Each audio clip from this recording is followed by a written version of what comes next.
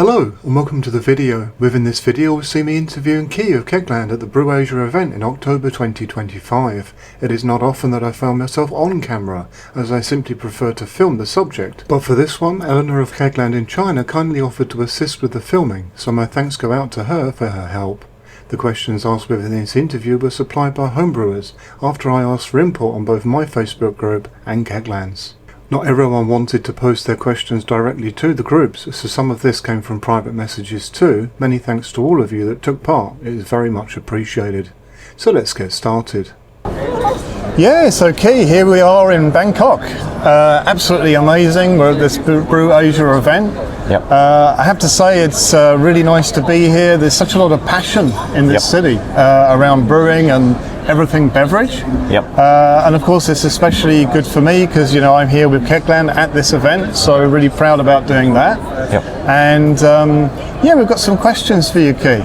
Yeah, sure. Well, let's get stuck into it. I mean, Brew Asia is such a great fair in the middle of Asia, and this is a really great, strong growing region. So, you know, we're really keen to sort of increase our presence here. A lot of home brewers in Thailand, around, you know, Bangkok and all over Thailand. We've got sort of new customers popping up in Cambodia and Vietnam, and even India is a great market. Sort of quite a lot of legislation change for this region as well, with countries legalising home brewing. So, yeah, I think it's an exciting time to be here in this particular market, and yeah, I'd love to answer any questions you got. Awesome. Always. All right, well, let's get to the questions then. Yep. I guess for you, Kee, this has been quite an interesting year. Yep. Obviously, there's been the establishment of the new Kegland EU, which, you know, I'm very much proud to be a part of. Yep. But of course, there are people out there saying that home brewing is starting to die or is dead. And you know, we spoke about this not that long ago. Yep. But when I asked my viewers and your customers via the Facebook groups, it was still a question that came up. So maybe you could just give like an explanation as to how you see it. You know, is home brewing dead? I think there's ups and downs in certain industries, certainly in certain countries. The Asian region, which is one of the reasons why we're so keen to have such a good presence at Brew Asia, but certainly over here, you know, it's been growing substantially. I mean, Thailand, there's been a lot of legal legislation change about home brewing in particular. Look, I think we're on the cusp of a lot of changes in India as well, and that's been an area we haven't had access to. Same with Vietnam. So this whole region has a lot of growth in it. I'd say in Australia as well, we've seen substantial growth. Like we've never seen actually a year of decline in Australia, and I think it's one of those things that people just have to stay on trend, because there's more and more younger kids coming in who don't necessarily want those same beer styles and old world ales and stuff like that, which we used to sort of push really hard. So I think those retailers and I think those you know, distributors out there who are on trend, looking for new things to sell, like new ways of making apple cider or ginger beer, or using the wide range of flavors we've got to make RTDs, or, you know, getting into distillation as well. And there's certainly some really great growth opportunities, and there's great areas to, even for retailers, to sell fantastic new products. Like we've got like keg level sensors and this new spunning valve, and lots of new cool tech which people love to play around with as well. And some retailers just get left behind. I think I've just got these recipe kits and I've just always done this, and they just sort of stay with that, and they're generally the ones in decline. We're seeing a lot of retailers which are probably not really on trend, and they're sort of disappearing, and then we're seeing a concentration into more agile customers who are ready to and, you know, able to pivot and change direction. Exactly. Okay, that's really interesting. So, I mean, in terms of your product development and everything that you're doing as a company, as Kegland, you know, you're still innovating, you're still bringing new things to the scene, and is that going to continue in 2026? Absolutely. I mean, as we've been growing the business, we continue to grow and push a lot of investment into R&D. It's obviously one of the things I'm most, I guess, passionate about, is all the cool tech and making the process easier. Because I think ultimately, in order for us to keep bringing new customers into the hobby, they have to be making really great beer. It has to be really easy and affordable for them to do it, you know, and that's one of the reasons why we're also putting a lot of effort into smaller systems too. So we got like a small, like 6 litre Firmzilla, a small benchtop kegerator, as I've spoken about a few times. That's something that's in the pipeline, and then small brewing systems so people can do that. And for us to, you know, really embrace that new type of customer that wants to have that experience and make a wide range of beverages, even outside of beer, and then make a smaller batch and have it so easy. I mean, I think previously we had people with so much of a hassle to make a really great beer. They'll say, oh, the only way I can pay that off is to make a massive, 30 or 40, 50 litre batch. Sure. But I think now it's getting so easy with all the automation and digitization of brewing process that you can just like drop it in. It hardly takes any time, and then you can have like a great beer within like 10 days. And it's like amazing. That just hasn't been as easy as that. That's also been one of the things in Europe, isn't it? That a lot of people live in apartments, particularly if they're in like bigger cities. Because the cost of a house is, you need to be a billionaire to buy one. So a lot of people live in apartments, and they really didn't have space for all of this gear. So having a smaller footprint product, that's really important, I think. Yeah, definitely. I would totally agree with that. People still want that ability to make a craft product, and I think people like the fact that they're in touch with their ingredients and food more than ever. That's it. But I think we need to change and continue to develop in that direction to assist those new brewers coming in. And I think we're even though a lot of other manufacturers are sort of thinking, oh, we're stepping back on product development, we've never pushed as hard into making more and more cool new gear. Taken on you guys in the software side of it. We're improving the wrap platform. We've got some cool new wrapped app we're just working on, should be released very soon, to speed up, make it more punchy and responsive and more immersive. Talking about like things like new heads-up displays for the kegerators so you can see what's going on and that type of stuff. So look, I think there's like still heaps of exciting stuff on the horizon. So it's so funny when people talk doom and gloom, I'm the opposite. I'm like, we're just like, capturing a wider and wider audience base continually year on year. I mean, I feel, especially with Kegland, there's always things to look forward to, right? A lot of people think, David Heath homebrew, he's doing a lot of brewing, and I am, but I always brew small batches. I mean, it's only when I film for a recipe that I even do 20 litres. Other than that, what I do is I do a 5 litre brew. That's nice and quick, very controllable.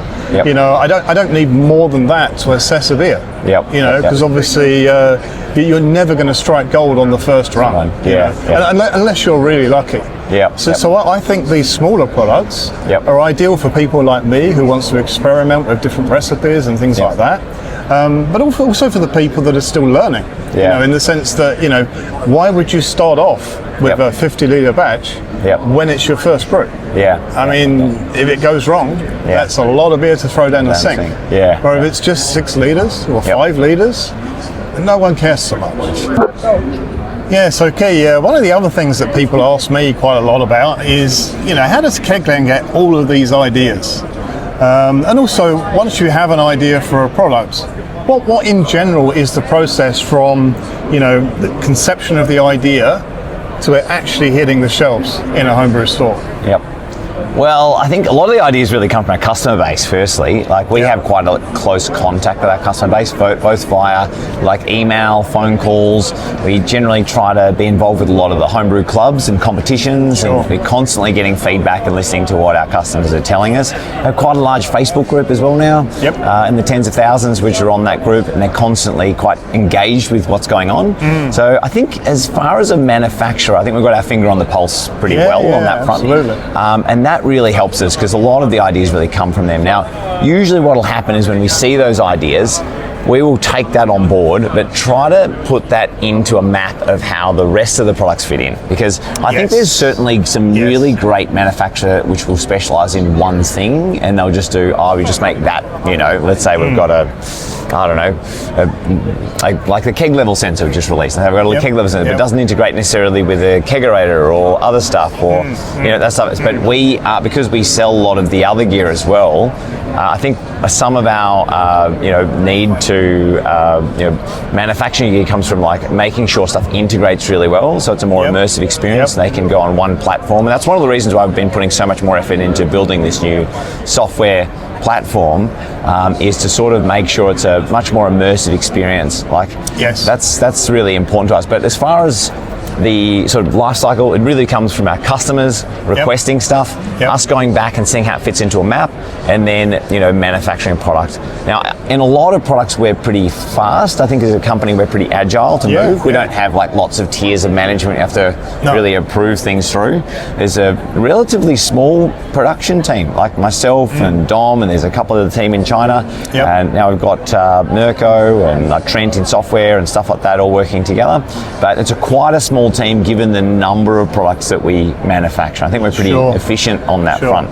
But being a small team and pretty efficient at manufacturing, I think we're quite agile. We can get a product generally to market often in like around about maybe 1 to 2 years, and probably that's quite unusual, I'd say, for a lot of people who are investing in like injection molds and tooling and firmware development and stuff like that. So I think we're generally, every now and then we get ones that have delays and slow down, but there's certainly a lot which crank through the system in under a year if we've got a easy mechanical injection mold or something like that which we need to punch out. So but firstly, I have to say also thanks to our customers. I always got to say that because it's really their involvement in the hobby which has enabled us to grow. So we're eternally thankful of that, I suppose.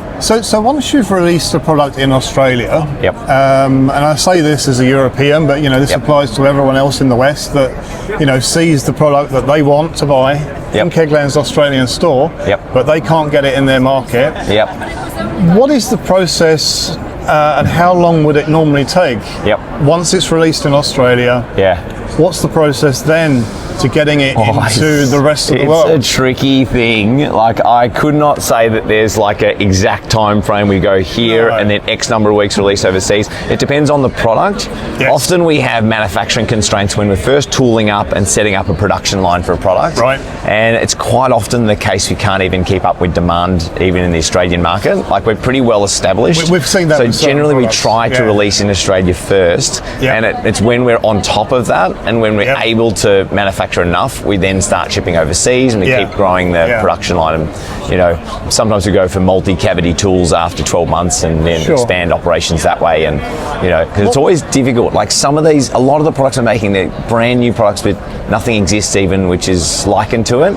So it's very, very hard to project sales. You know what I mean? When we've got a laser sensor on a keg, it's like, I don't know if that's even going to be a thing. Is anybody going to want this? Certainly we get people request it, but are we going to sell 100 or are we going to sell 100,000? And we honestly don't know. So it's very, very hard to set up production without getting feedback, and that's a constant frustration. I know there's a lot of new releases. People are like, I can't get it. It's sold out again, and they go on our waiting list, and a shipment will come in, and sometimes it sells out within like 1 or 2 days, and they go, oh my god, next shipment doesn't arrive for 4 weeks, and it's like, I know it's frustrating, but there's not really an easy way around that, and not a time frame. So when we see the new products in Australia, what do you think is the minimum time that people should gauge into their thought process as to when this could possibly be in Europe or the States? Well, look at it this way. Some products which are fast to manufacture, don't have exhaustive levels of assembly and lots of different electronic components,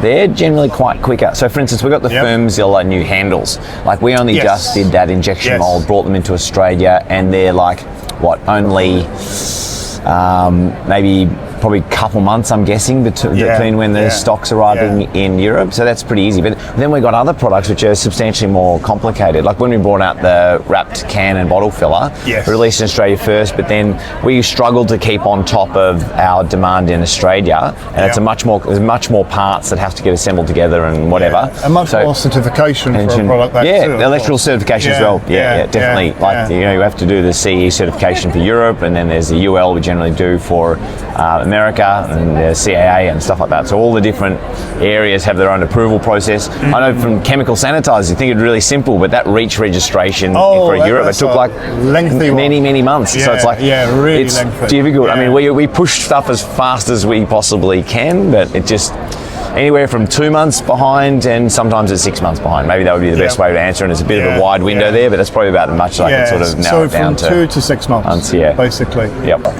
So Kee, Kegland already have a lot of different products.